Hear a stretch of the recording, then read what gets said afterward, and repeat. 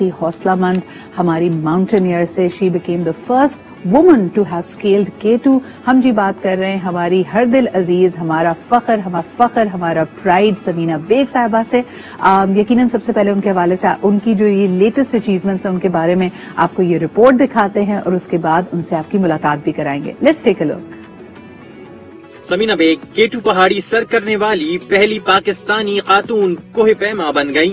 سمینا bag کا تعلق گلگت بلتستان کی شمشال ویلی سے ہے. ان کی ٹیم 7 کوہ پیماؤں پر مشتمل تھی. کوہ پیماؤں کے لیے K2 کا شمار دنیا کے مشکل ترین پہاڑوں میں ہوتا ہے. یہ دنیا کی دوسری بلند ترین پہاڑی چوٹی ہے. اس کی بلندی سطح سمندر سے 8611 میٹر ہے. سال 2013 میں سمینا بیگ پاکستان کی پہلی خاتون تھیں جنہوں نے ماؤنٹ ایوریسٹ کو سر کیا تھا.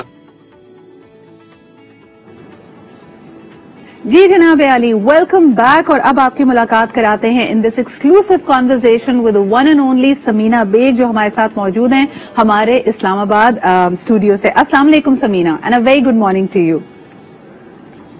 وعلیکم السلام Sidra, thank you so much, اور پورے پاکستان کو السلام علیکم اینڈ ویری گڈ مارننگ. مجھے یہ بتائیے کہ ویسے ہی کہا جاتا ہے کہ پاکستان کی جو خواتین ہیں وہ دنیا میں کسی سے کم نہیں ہیں، ان کی نظریں بلندیوں کی طرف ہوتی ہیں، لیکن آپ پہلی خاتون ماؤنٹینئر ہیں جنہوں نے K2 اور ماؤنٹ ایوریسٹ سر کیا ہے. سمینا، مجھے یاد ہے ہماری جو پہلے گفتگو ہوئی from the beginning of your journey, یہ بڑی انسپریشن کی بات ہے ہماری بہت ساری خواتین ایتھلیٹس کے لیے کہ اس وقت آپ نے کہا کہ یہ ماؤنٹینئرنگ جوتے بھی آپ کے پاس نہیں تھے، صحیح اکوپمنٹ بھی نہیں ہوتا تھا، صرف حوصلہ اور جذبے کے ساتھ آپ نے اس اپنی جرنی کا آغاز کیا.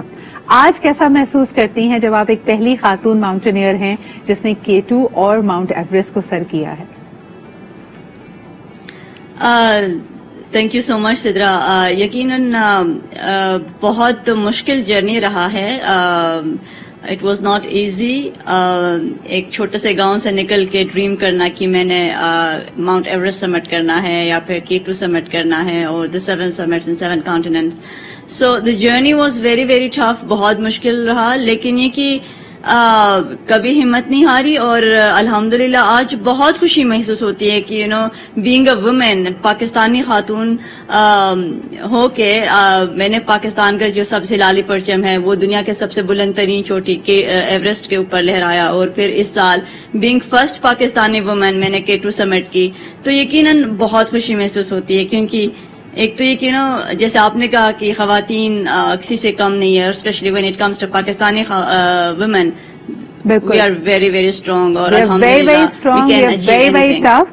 مجھے یہ بتائیے گا ایز اے ماؤنٹینئر، یعنی آپ کے جینڈر سے قطع نظر ہو کے سمینا، کئی لوگ سمجھتے ہیں کہ ایک پہاڑ کی چوٹی کو سر کرنے کے لیے فزیکل فٹنس سب سے کی ایلیمنٹ ہے، لیکن مجھے بتائیے آپ کی مینٹلی چاقو چوبند ہونا، اپنے حواس پہ، اعصاب پہ ایک مکمل کنٹرول ہونا، یہ کتنا اہم ہوتا ہے ایک ماؤنٹینئر کے لیے؟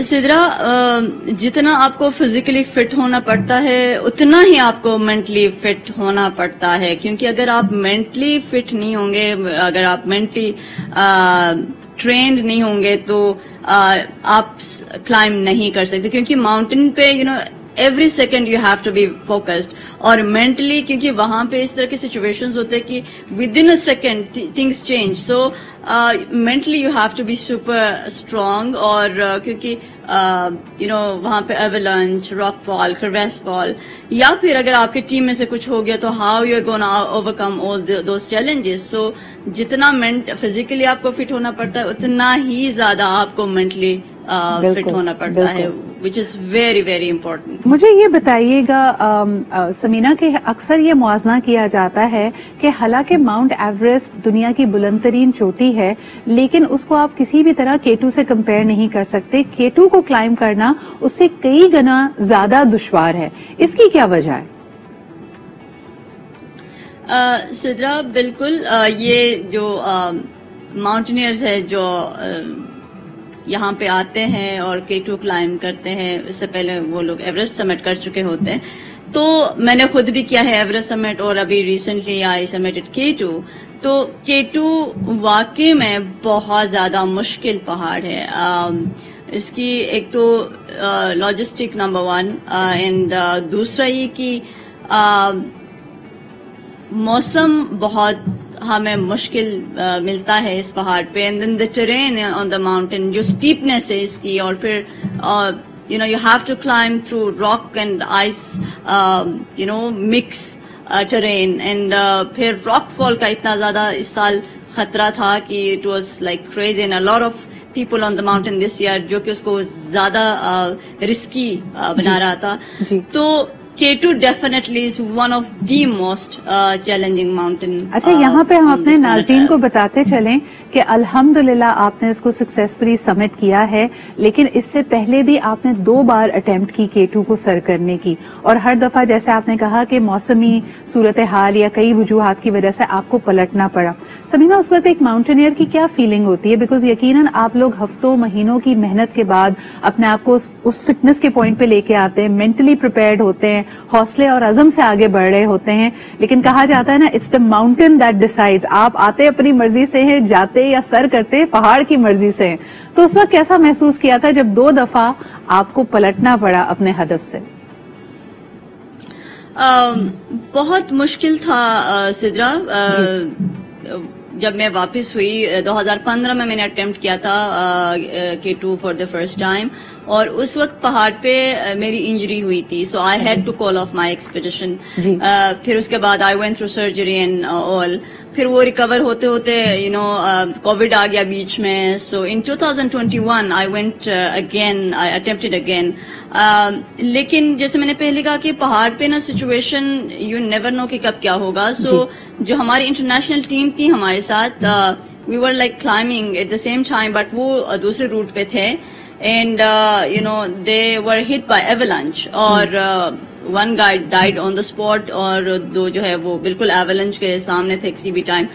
So then we had to call off our expedition because overall situation بہت مشکل ہو گیا تھا ہمارے لیے as a team, ہم آگے نہیں بڑھ پائے. So we had to call off the expedition, and definitely it's very very challenging, like mentally it's very very challenging کہ اتنا محنت کیا آپ نے, پورا سال اس میں محنت میں لگی, and then جب آپ وہ کہتے ہیں نا کہ اپنے گول کے بالکل قریب ہو, اینڈ دین اس طرح کی سچویشن ہوتی ہے تو بہت مشکل ہوتا ہے. And then second thing is, اگر financially it's very expensive sport, تو وہ ایک الگ ایسپیکٹ ہے اس کا. تو وہ سب گیدر کرنا, ایکسپیڈیشن ارینج کرنا, اور پھر واپس آنا, ڈیفینیٹلی ایک ماؤنٹینئر کے لیے بہت مشکل ہوتا ہے.